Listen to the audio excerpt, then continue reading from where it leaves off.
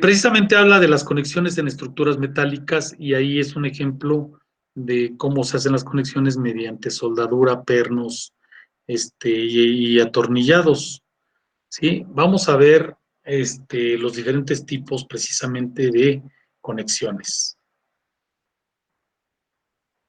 Miren, ¿cómo se define qué son las conexiones? Son medios de unión de las estructuras metálicas que deben considerar. Primero, pues que deben de considerar los diferentes elementos que componen una estructura que deben de ensamblarse o unirse que garantice el comportamiento de la estructura según fue diseñada. O sea, aquí es bien importante hacer un diseño dependiendo pues, de la capacidad de carga, de las alturas.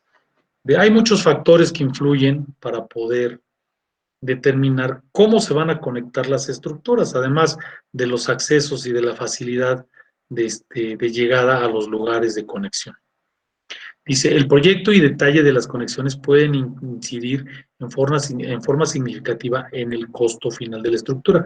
Claro, porque si ahí hay una cuestión de proyecto que necesitamos considerar para los costos de la propia obra, bueno, pues las conexiones es una parte importante porque a veces pueden reflejar hasta un incremento del 30%. O sea, si una obra nos va a costar 10 millones de pesos, pues nos va a costar 13 si no consideramos los costos también de las conexiones, ¿sí?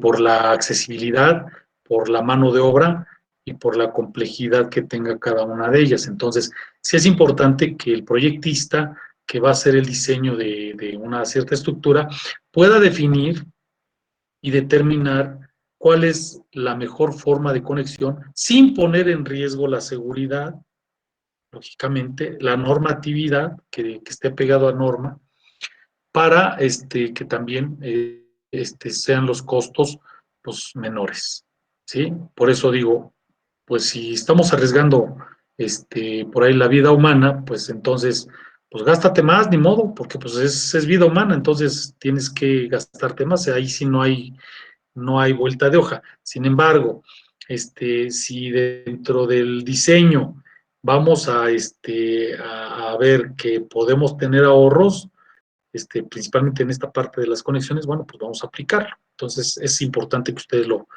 consideren. La sección del tipo de conexiones debe tomar en consideración el comportamiento de la conexión rígida, flexible, por contacto, por fricción, etcétera. Claro, porque dependiendo también del diseño, vamos a decir que son marcos, pues si son marcos rígidos, pues hay que hacer las conexiones para que el marco sea rígido. Si en algún momento necesitamos cierta flexibilidad de la propia estructura, bueno, pues por efecto de sismo, por alguna cuestión de alguna solicitación que esté impactando dentro de la propia estructura, pues bueno, hay que considerarlo en el diseño y para ello necesitamos pues considerar en su momento, pues si la necesitamos más flexible, bueno, pues hay que considerar una estructura atornillada o apernada. Sí, hay que considerar eso. Ahorita lo vamos a ver también más adelante. También hay que considerar los aspectos de montaje de la estructura, ya que dependerá de la accesibilidad para la colocación de la tornillería, pernos o soldar en el sitio. Pues sí, es lo que yo les decía hace un rato, por las alturas, por la accesibilidad que se tenga para poder hacer el trabajo bien hecho, ¿no? Porque pues hay veces que a las alturas pues es más difícil colocar un perno que una soldadura, entonces ahí en ese sentido, bueno, pues se va a optar por la soldadura, si es que el elemento puede ser rígido, pero si tiene que ser flexible, pues ni modo, se tendrá que buscar la manera, entonces ahí puede ser una u otra, o el perno o el tornillo, pero pues ahí el mismo proyectista va a definir, bueno, yo quiero esa flexibilidad, me lo dan las dos, pero es más fácil el tornillo que el perno, porque el perno se tiene que calentar, también el barreno que se va a hacer también se tiene que precalentar. Entonces, además debe de llevar ciertas condiciones de fijación porque es por medio de golpes y los golpes pues tienen que tener cierta intensidad para poder llegar a un buen ensamblaje. Entonces, ahí también ese es uno de los aspectos que debemos de considerar por la cuestión del proyecto, dependiendo del grado de dificultad que tenga o las condiciones que se requieran. Aquí tenemos un diseño de uniones rígidas y articuladas y flexibles. En el caso de las rígidas, son las que conservan el ángulo de los ejes entre las barras. O sea, ahí no hay movimiento en el nodo, precisamente en el lugar de conexión. No existe ningún ángulo más bien, conservan el ángulo, pero no existe ningún tipo de desplazamiento hacia ningún lado, ni hacia arriba, ni hacia abajo, ni lateral. Tiene que ser totalmente rígido en el caso de eso. En el caso de las articuladas o flexibles, son las que van a permitir algún movimiento en el nodo o en el nudo, como a veces lo conocen, en el nudo o en el nodo. Entonces, ahí yo les estoy poniendo un ejemplo medio, pues, más objetivo que como debe de ser, porque aquí en la imagen que yo les estoy poniendo, ¿sí? Les estoy enseñando cómo son precisamente esos ángulos que se deben de conservar, ¿no? Como aquí lo estoy señalando, que deben ser ángulos rectos y la figura está informable, no se mueve para ningún lado, y en este caso pues, se está considerando una estructura rígida. En el caso de la imagen que está a un lado, se está viendo que está totalmente articulada y que pues esa va a absorber cualquier movimiento por efecto de alguna solicitación. Entonces, si hay movimientos, lo va a detectar precisamente, lo va a sentir la misma conexión y entonces ahí se va a disipar cierta energía. ¿Por qué? Pues porque la estructura precisamente está articulada y va a permitir que la propia estructura se mantenga estable por la misma articulación. Las uniones atornilladas, aquí tenemos un ejemplo. Perdón, ahorita me acordé de algo, perdón que haga un paréntesis tantito, que los trabajos de ustedes, como son diapositivas, bueno, más bien son, sí son diapositivas porque son una presentación como PowerPoint, háganlo muy objetivo, con imágenes, por favor. No pongan puras letras porque no es una buena presentación, ¿eh? Tienen que hacer una presentación porque la van a ustedes a presentar, la van a dar.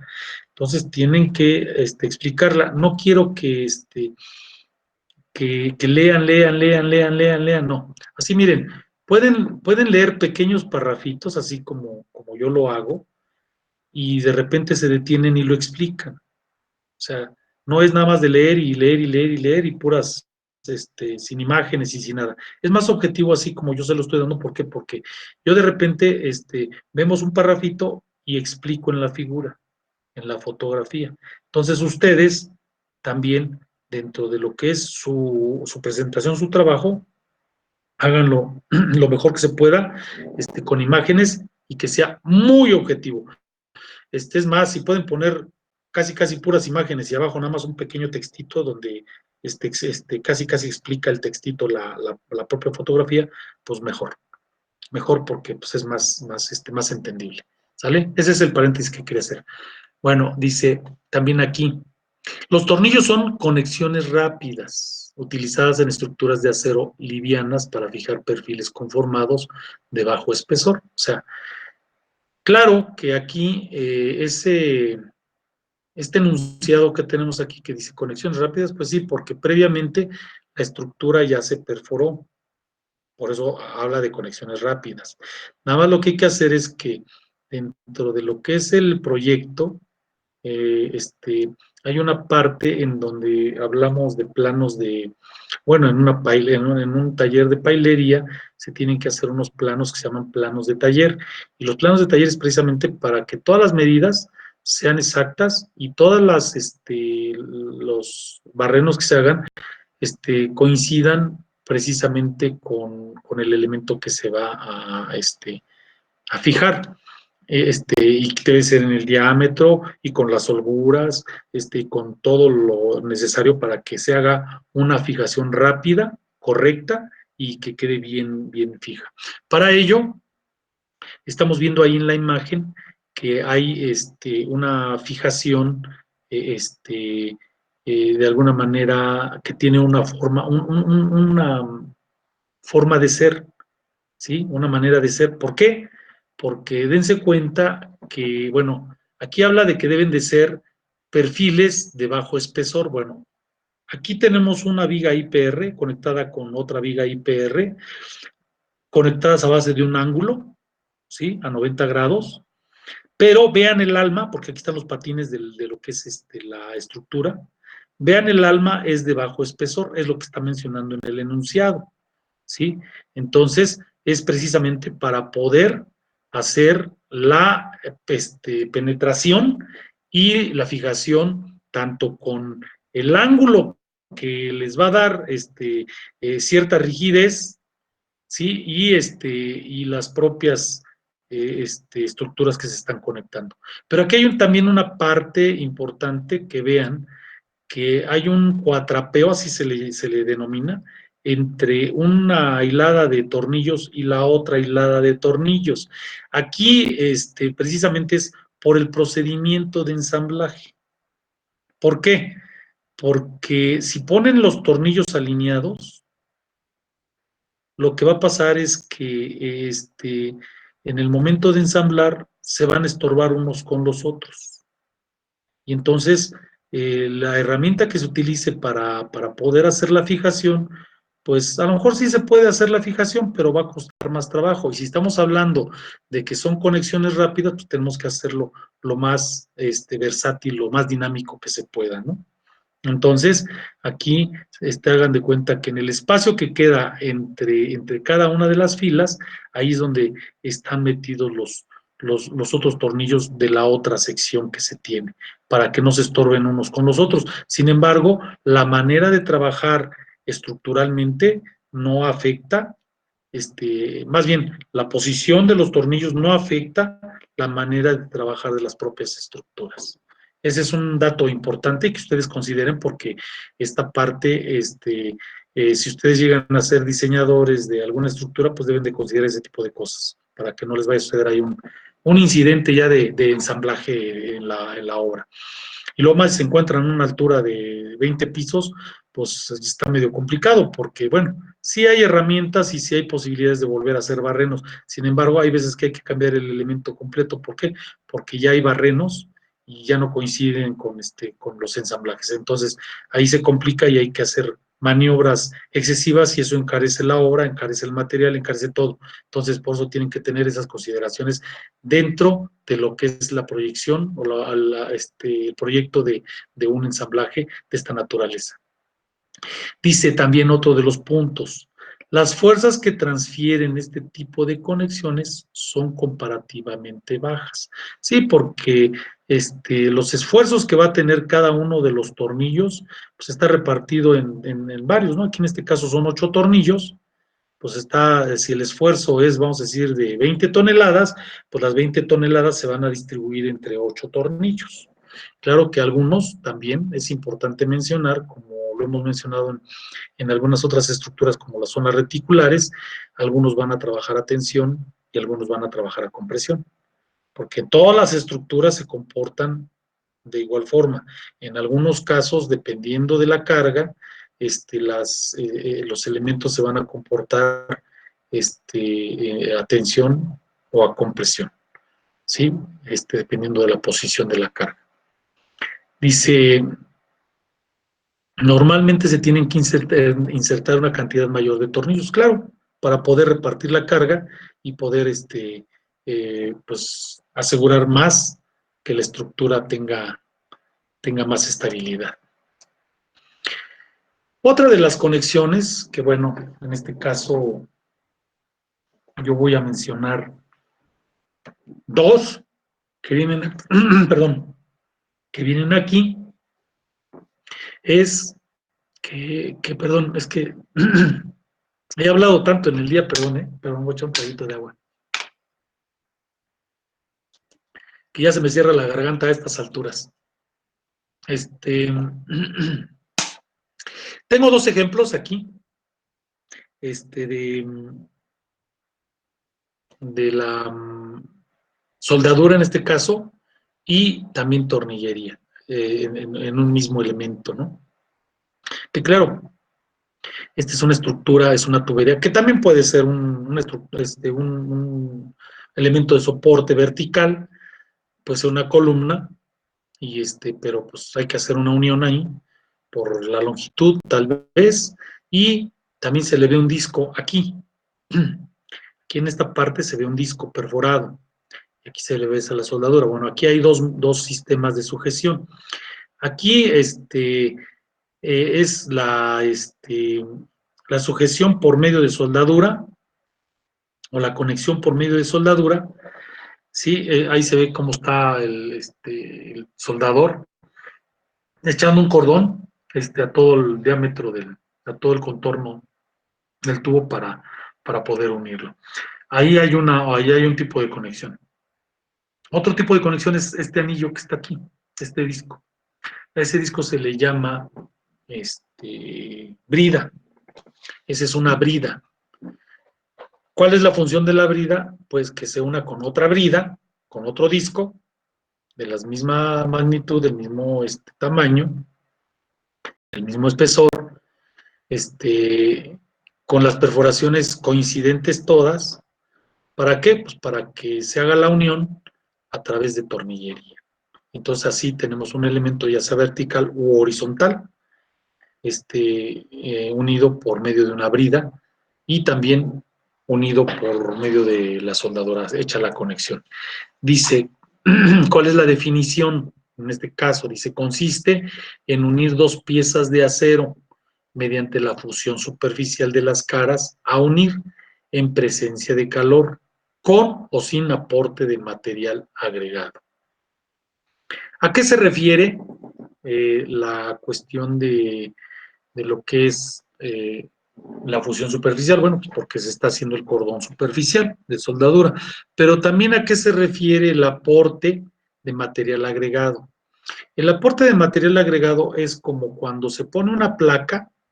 Vamos a pensar que aquí en lugar de la soldadura, este señor, en lugar de la soldadura, le va a meter una placa que va a agarrar las dos piezas, tanto esta como esta, las dos que está uniendo, va a poner una placa.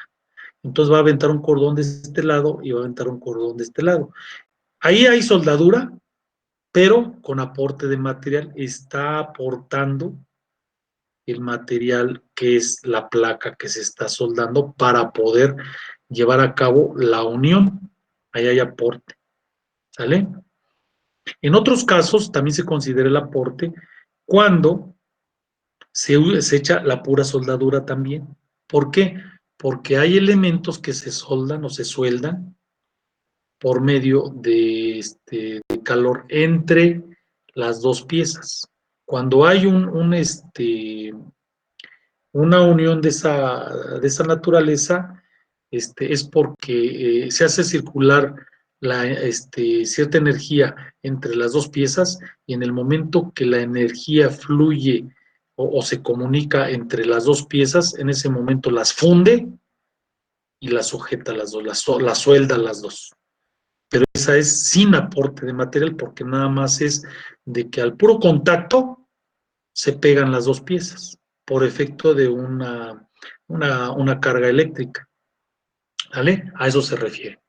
Y luego dice, ¿cuáles son las ventajas de las conexiones soldadas? Son lograr una mayor rigidez en las conexiones. Pues sí, porque ya lo habíamos mencionado hace rato en una de las imágenes, en donde vemos que que las piezas que se están conectando con soldadura, pues van a tener mayor rigidez.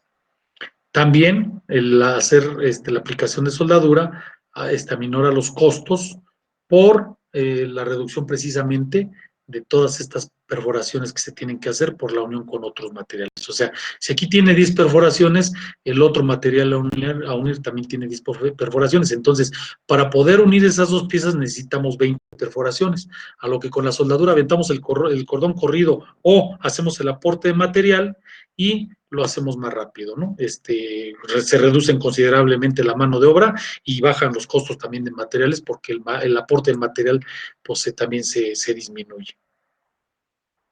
Y luego, menor cantidad de acero utilizado, pues sí, por el aporte de material, a eso se refiere. Y luego, mayor limpieza y acabado, también porque entre más se tarde la cuestión de unión de piezas, pues más eh, situación de limpieza y acabado requiere. Entonces, por eso se menciona eso. Aquí tenemos otro ejemplo de conexión rápida, pero un poquito más lenta que la atornillada, porque la atornillada se mete en los tornillos en frío y estos se tienen que meter en caliente, ¿sí? Se llaman remaches en caliente o roblones. Grábense bien ese nombre porque también lo van a escuchar dentro de lo que es la propia carrera. Van a ver que también, si les llegan a hablar de roblones, ya saben que son remaches. Claro que las primeras piezas que se construyeron eran de fierro colado hace ya algunos años, ¿no? Hace mucho tiempo. Y o forjado, haciendo uniones mediante remaches en caliente o roblones. Se perforaban en un régimen que se determina por cálculo, claro. O sea, se perforan, se calcula el diámetro que se va a hacer del barreno para unir pieza con pieza, tiene que ser menor al diámetro del propio remache. Entonces, ¿por qué? Porque el remache se calienta, se dilata, se hace, se ablanda por medio del calor, y en el momento que se le aplica una fuerza en el orificio, entra el perno, pero en el momento que se enfría, se contrae, y en el momento que se contrae, pues aprieta los materiales y no los separa. Claro que eso tiene que ser con cierto conocimiento para que la conexión quede perfecta. También se reforzaban los empalmes con placas de acero igualmente perforadas. Aquí está también el aporte de material. ¿Sí? ¿Por qué? Pues porque se le están metiendo placas. Y también aquí esas placas pueden pesar hasta un 30% del peso total de lo que es la estructura. O sea, hay veces que son tantas conexiones y tantas placas que se incrementa considerablemente el peso y eso se refleja directamente en costo. Entonces, ahí este tipo de conexión se encarece. Sin embargo, también son conexiones muy seguras. Se ha demostrado de que a través de los años las estructuras han permanecido erguidas y no hay ningún problema con ellas. En determinado momento que alguno de los pernos llegase a dañar, se puede reemplazar.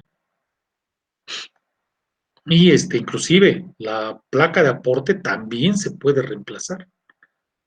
Entonces, es muy, muy conveniente usar un tipo de conexión de esta, pero sí, eso sí, encarece la obra. Eso sí. Profesor, una pregunta. A ver, dime. ¿Es 30% o 20% del peso total? No, es que es otra cosa lo que estamos haciendo. El otro era costo y este es peso, Ah, ok, gracias. ¿sí? O sea, no se confundan, ¿eh? El otro era costo y este es peso, lo que habíamos comentado. Luego aquí hay otra cuestión que dice, la conexión funciona por la excesiva dilatación térmica del acero. O sea, ¿por qué? Pues porque como se ponen al rojo vivo los pernos y se meten en un orificio de menor diámetro, en un barreno de menor diámetro, ahí es donde viene precisamente esa parte de la excesiva dilatación. Entonces, el elemento que se mete, que es el perno, en el momento que se enfría, hagan de cuenta, voy a hablar así coloquialmente, se hincha y entonces pues une las dos piezas y el perno no lo sacan con nada. ¿Por qué? Porque tiene mayor diámetro que el orificio que es donde lo metieron. Por eso es que no lo pueden sacar. Ese no se zafa, no se zafa solo. Ese necesitarían cortarlo para poder sacarlo. ¿Sí? Y eso sí, también golpearlo, porque la parte que queda dentro de lo que es el elemento, pues tendrían que meterle por ahí un puntal para poder botar esa parte, ¿no? Que también les va a costar un poco de trabajo, pero también hay que dilatarla, también hay que calentarla para poderla sacar. Si no, no sale. Dentro de los talleres de montaje, se llaman talleres de pailería, ¿sí? Y ahí es donde se hace la fabricación, montaje, mantenimiento y rehabilitación de las estructuras. Aquí vamos a hablar ya de cómo da inicio la fabricación. Dice, previo al inicio de la fabricación de la estructura, deberá considerar lo siguiente. El constructor, basándose en los planos de proyecto, realizará los planos de taller para definir completamente todos los elementos de la estructura metálica. O sea, era lo que yo les comentaba hace un rato, que el, el proyecto, el constructor, va a ir a un taller, o ya a lo mejor lo tiene, el taller de pailería, pero ahí hay un ingeniero especialista en pailería. Entonces, ese ingeniero va a tomar los planos de proyecto y de ahí va a sacar los planos de taller de la estructura, en donde todo va a ser al milímetro y todo va a tener especificación, tanto en dimensiones como en calidades de materiales y ensamblaje y cortes y fabricación y dobleces y todo lo que se necesite para poder realizar algún elemento para hacer la fabricación de una estructura.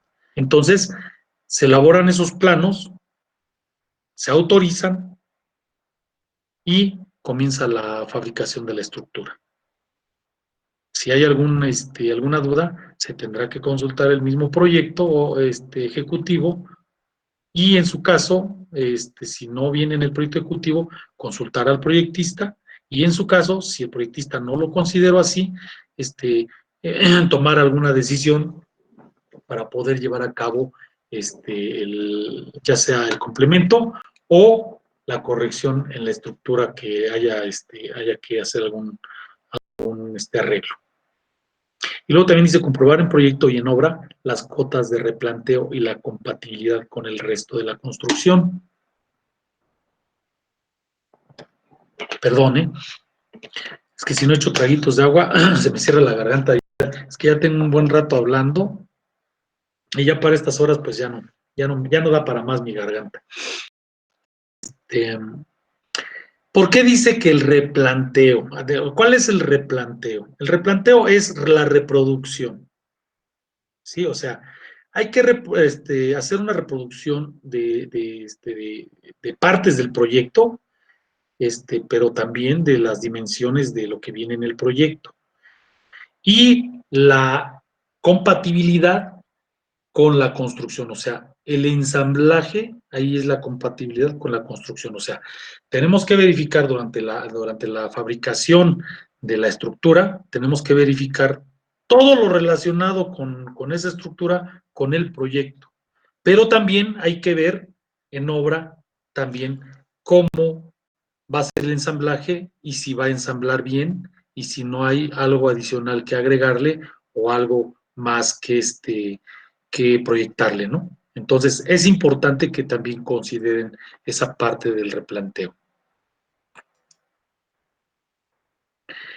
Aquí viene la parte de lo que contienen los planos de taller.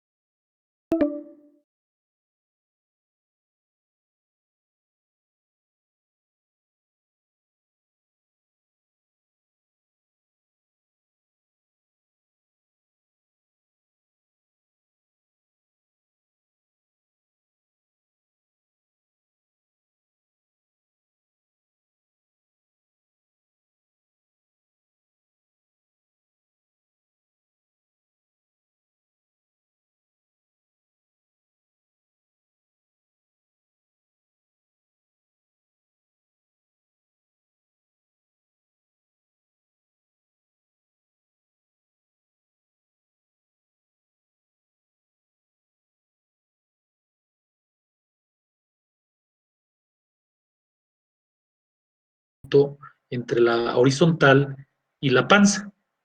Ese desplazamiento se le llama contraflecha. Y esa contraflecha es precisamente para que cuando se le aplique la carga, el elemento tienda a ser totalmente horizontal sin que llegue a deformarse, para que cuando se le quite la carga, la flecha se vuelva a recuperar. ¿Sí? Eso es un ejemplo. No sé si se han fijado en un tráiler, en un tráiler de plataforma. Vean que los trailers de plataforma que cargan estructuras metálicas tienen una contraflecha, tienen una panza en la plataforma. Cuando van vacíos, se ve que la plataforma está como hacia arriba, que tienen una panza hacia arriba. Esas plataformas se construyen con una contraflecha precisamente para cuando le ponen la carga a la estructura que va a cargar ese tráiler. ¿Qué es lo que hace? Pues esa contraflecha evita que se deforme la plataforma y soporte aún más el peso que se le está atribuyendo. Entonces, es importante considerar dentro de lo que es el cálculo y el diseño de una estructura en los planos de taller, pues también se debe considerar esa contraflecha en dado momento, ¿no? Que se requiera. La disposición de las uniones, incluso las provisionales, miren, cuando se va a hacer el diseño y se está pensando en cómo se van a unir, pues se consideran los barrenos y todos los elementos de sujeción, para que cuando se arme, bueno, pues todo coincida perfectamente. Sin embargo, también hay elementos provisionales, como ahí lo dice, incluso los provisionales. Hay que dejar barrenos o hay que dejar orejas, como comúnmente también se dice, hay que dejar orejas. ¿Para qué? Para la maniobra de que cuando las piezas son muy pesadas, pues poder sujetarlas de ciertos lugares en donde la pieza no presente ninguna deformación ni ningún daño. O sea, todo eso también se calcula. ¿Para qué? Para que cuando se llega al ensamblaje, la pieza, vamos, a lo mejor en el taller se fabricó bien, pero como no se le pusieron los elementos o no se calcularon los elementos de sujeción para transporte y montaje, entonces, pues en el momento que la sujetan para subirla al transporte y luego llevársela y volverla a sujetar para volverla a bajar o de ahí mismo directamente colocarla, pues ¿qué es lo que pasa? Que a lo mejor la pieza ya no coincide. ¿Por qué? Porque ya se deformó, porque no consideraron ese cálculo precisamente de los elementos de sujeción. Por eso sí es importante que esas piezas, el mismo proyectista, el calculista y el ingeniero que elabora los planos de taller, debe de verificar que todos los elementos de sujeción estén calculados para que la pieza no se deforme y llegue intacta al lugar de montaje. Eso también es importante.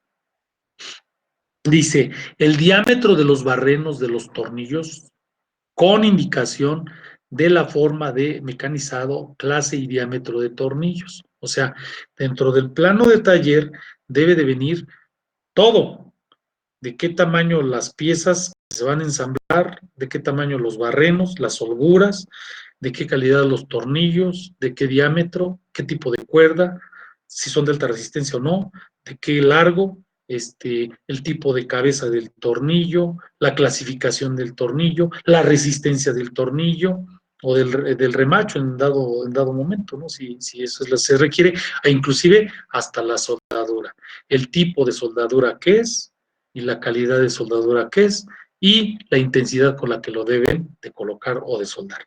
También debe de venir especificado en el plano de taller.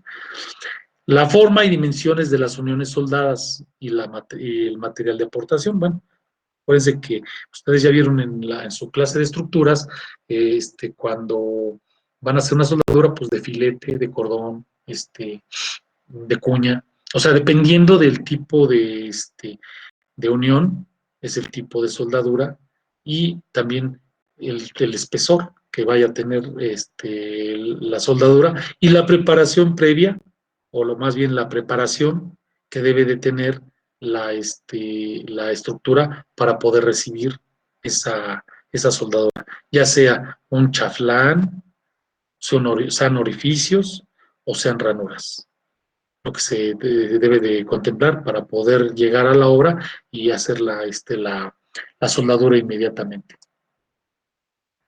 Aquí hay un ejemplo aquí hay un ejemplo de un plano de taller más o menos. Son tamaño carta o tamaño oficio, no son planos de 90 por 60, son planitos chiquitos en papel carta u oficio y deben de contener. Llevará indicados los perfiles, clase de acero, pesos. Eso debe de incluir. Durante las fases de fabricación, las piezas deberán ser identificadas cada una de las piezas. O sea, ahí hay que enumerarlas para que se armen como un rompecabezas. En el procedimiento de almacenaje se deberán cuidar que las piezas fabricadas no se vean afectadas por el intemperismo o humedad ni estén en contacto directo con el terreno. O sea, para eso también se tienen que hacer planos de cómo se debe de estibar y cómo se deben de almacenar las piezas que se van que se vayan fabricando. Y aquí, como vemos, está lo que es el tamaño carta, el plano. Está una pieza.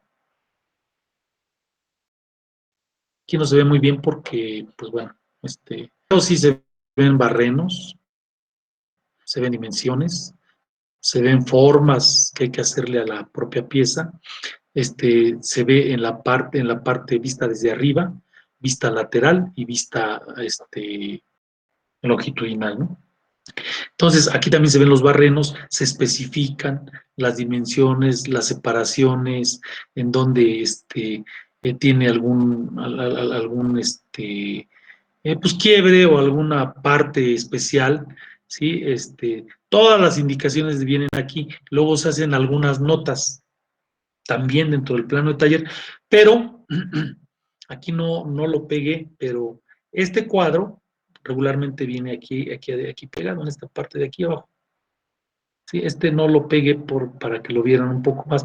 En donde viene, pues a qué se refiere, es un tope regulable, así lo llaman a ¿sí? Pero vienen todo el procedimiento de fabricación, los tipos de materiales, los largos, los anchos, vienen todo bien especificado y aparte vienen las firmas de quiénes son los que elaboraron, quiénes son los que supervisaron y quiénes son los que dieron el visto bueno para poder tener ya esa pieza dada como buena y terminada. Así es como debe de representarse un plano de taller. El ensamblado previo en el taller es importante porque aquí debe de ser coincidente tanto las dimensiones y las formas que vienen en el plano de proyecto, pero también lo que hace rato decíamos, que todo esto se debe de verificar con los espacios que se tienen en la obra para que cuando llegue a la obra pues pueda ensamblarse perfectamente y no tenga fallas de conexión. Esta operación consiste en presentar las piezas elaboradas en taller y proceder a su ensamblado previo al montaje. Hay piezas que se pueden ensamblar y desensamblar para poder llevar a la obra. Las que no se puedan desensamblar, bueno, nada más lo que se hace es la verificación en campo directamente en la obra para que la pieza quede perfectamente ensamblada en su momento. Se deberá tener una coincidencia de uniones dentro de las tolerancias previstas en los planos de taller. Todas las tolerancias pues también van a venir previstas ahí, como yo les mencioné en el planito anterior. Se adoptarán las adecuaciones, se adaptarán a las adecuadas medidas de seguridad y aplicarán los criterios de la norma de calidad. O sea, aquí todo debe de estar basado en la normatividad para la fabricación de piezas de esta naturaleza y debe de apegarse a esa normatividad para que no haya también pues una cuestión que pueda provocar y poner en riesgo la seguridad de la propia obra y de la gente que está ahí mismo. El ensamblado en la obra. Ay, perdón.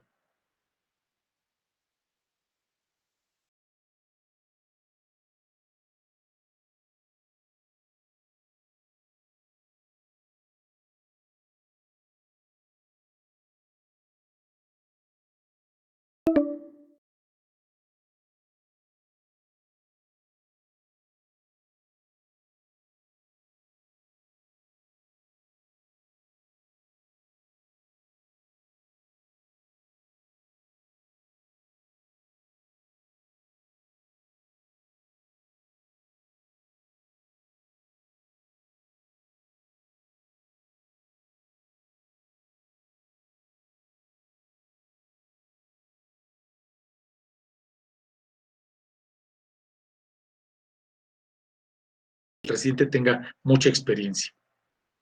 Para ello, bueno, pues aquí estamos diciendo cuál es la experiencia que debe tener o el perfil que debe tener el residente.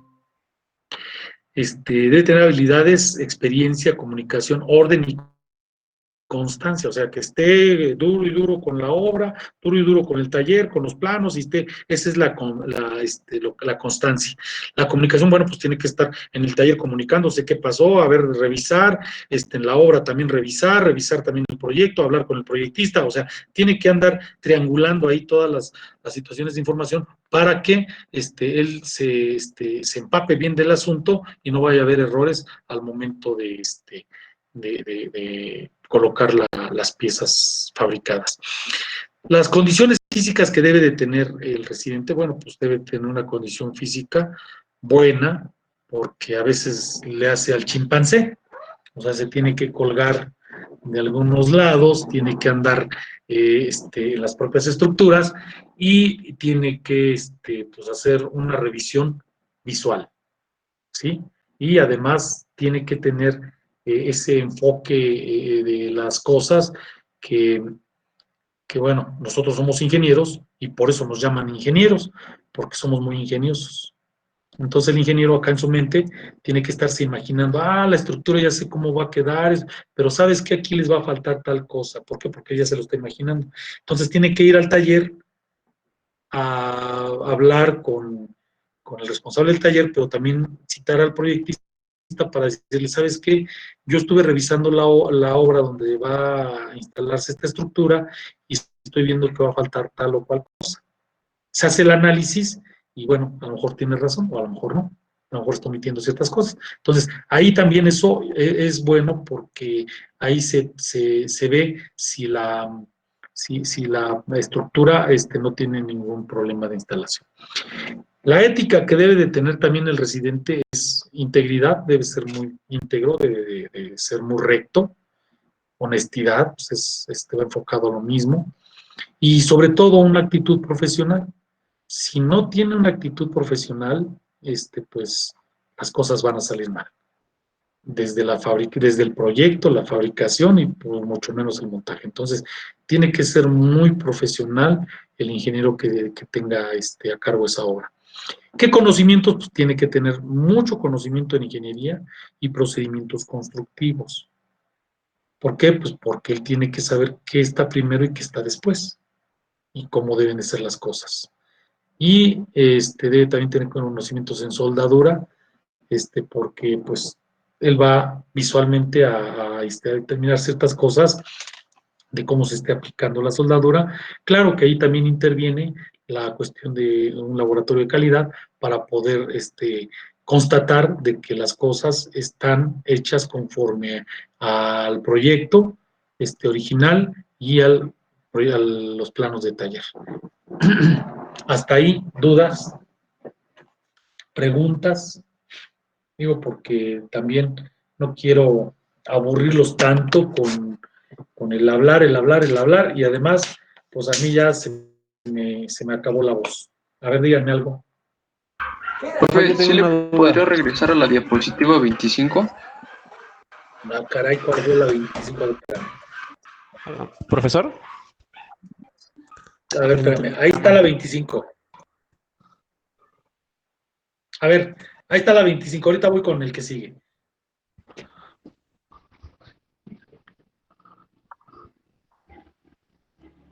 ¿Estás copiando algo? Es que me faltó anotar unos. Permítame. Un punto. Sí, los puntos. ¿Quién más tiene observaciones, preguntas? Yo tengo una duda, profesor. A ver, dime, Osorno. No entendí muy bien esa parte de las contraflechas en los elementos estructurales. Esas contraflechas, por ejemplo, en una estructura que, no sé, en una trave, pues se pone por lo general los acero, ¿no? ¿Es para compensar el peso de esa los acero? Así es, así es. Entonces, sí lo O, entendiste. sí. Bueno, Sí es así. Así lo muchísimas entendiste. gracias. Órale. ¿Otra pregunta? Listo, profesor. Ya, ok. A ver, entonces más. Ya, miren, ¿saben qué? Ahí lo vamos a parar las diapositivas. Voy a quitar la presentación y ahorita vamos a sacar por ahí unas conclusiones y algunas dudillas que surjan. ¿Sale? ¿Ya nadie tiene nada que ver con las diapositivas? No, sale, todo la quito.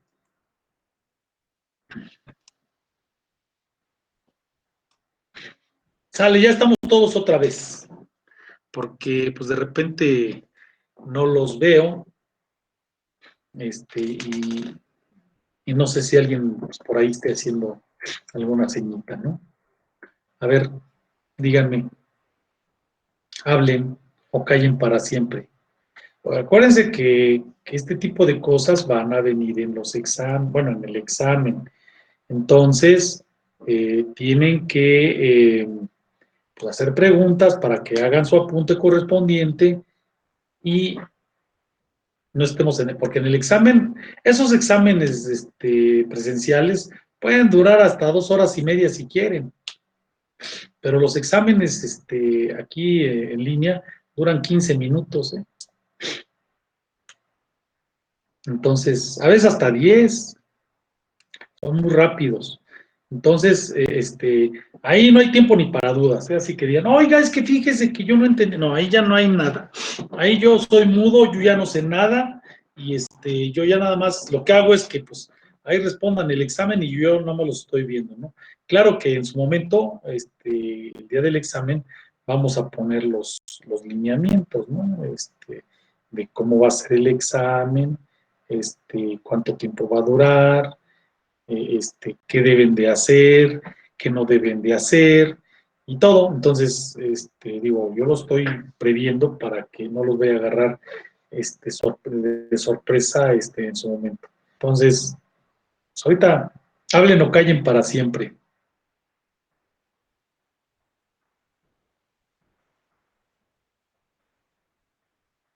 ¿Nadie? No por mi parte, profesor, gracias. No, pues él no tiene dudas. A ver ahí. No, profe. Ah, bueno, Tampoco. sí. Bueno, a ver, órale. A ver, échale. Eso es lo que me gusta, que me bombardeen, pues. A ver, échale, Era con Hernández. respecto a las conexiones. Ajá. En la parte de los tornillos, veo que usted había notado que se instalan cuatrapeados Ujú. por cuestiones de Instalación. más modo a la hora de instalar, pero también supuestamente, bueno, tengo entendido que son por diseños, ¿no? Sí, por eso. O sea, El diseño, su razón de ser así es no. para...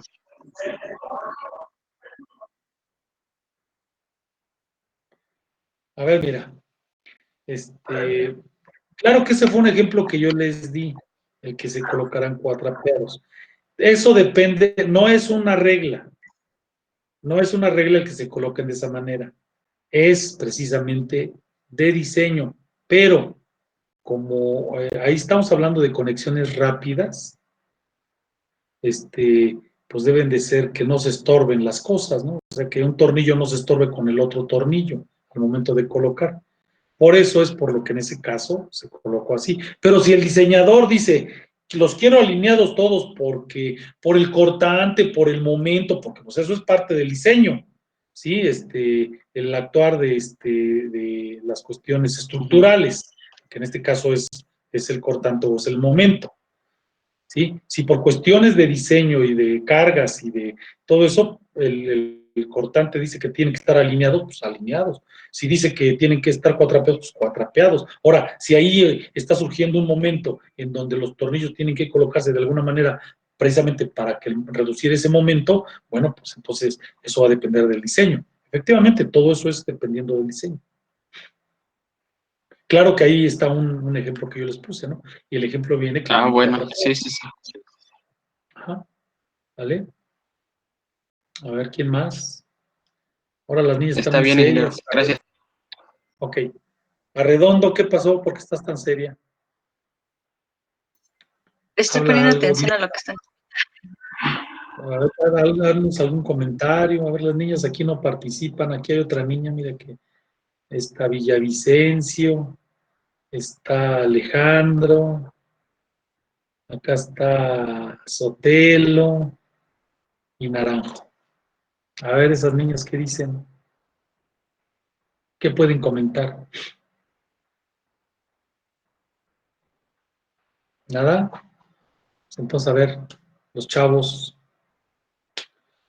échenle de su ronco pecho. A ver, Valdovinos, ¿qué nos puedes comentar, Valdovinos? Pues solamente tener duda de normalmente cuál es la que más se utiliza de las uniones o hecho que entre tornillería y perno. Bueno, el perno ya casi no se usa, ¿eh? Por la cuestión de que se encarece la obra y también tiene un grado de dificultad al momento de instalar, porque en ciertas alturas, imagínense, pues llevar los pernos bien calientes hasta allá arriba, pues como que se complica un poco. Y luego, pues imagínense que al momento de colocarse se les caen los pernos, ¿no? Y hay gente abajo, pues también, un pernito de esos al rojo vivo que le caiga a alguien, pues además de que lo pueden matar, pues lo quema aparte, ¿no? Entonces, está, eso no está prohibido ni tampoco está fuera de diseño. Sin embargo, es más práctico, mucho más práctico, en dado momento, la tornillería, si es que se requiere en ciertas alturas hacer la maniobra rápida, pues se mete la tornillería y es más fácil. Pero también si se requiere rigidez, pues entonces hay que meter la soldadura. Entonces, ahí puede haber inclusive hasta combinación de entre una soldadura y una unión por medio de tornillos. Y el apernado no lo omitimos. Sin embargo, se utiliza menos por la dificultad y el costo. ¿Qué más? También tenía entendido que cuando somos tornillería tienen que tener un número de cuerda saliente de la tuerca, ¿no? Sí, así es. ¿Eso viene por especificación o también es...? Es diseño también que dice que el número de cuerdas que debe de tener para sujeción por medio del elemento de la tuerca, vamos a decirlo así, debe de ser de tantos hilos, ¿no? Pero eso ya viene dentro de la especificación de la instalación y del diseño de la estructura. El plano de taller, eso hace ratito lo dijimos que debe venir el diámetro del tornillo, la resistencia, todo el largo, todo, ahí venía dentro de esa lámina, y entonces ahí dice el plano de taller, el número de hilos que deberán de considerarse para sujeción por medio de la tuerca, considerando una arandela, por decirlo así, es de tantos hilos, ¿no? Entonces, ahí pues se calculan todos los espesores para que el tornillo exactamente cuando entre quede el número de hilos que se está proyectando. Digo, porque el número de hilos es precisamente la seguridad que le va a dar por el grado de torsión, el grado de apriete que tiene los elementos estructurales. Como lo del torque, ¿no? Con el torquímetro. Con el torquímetro, así es.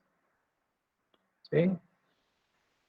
Bueno, ¿qué más tienen por ahí? ¿Nada? Pues entonces ya vámonos, ¿no? Porque Sí, profe.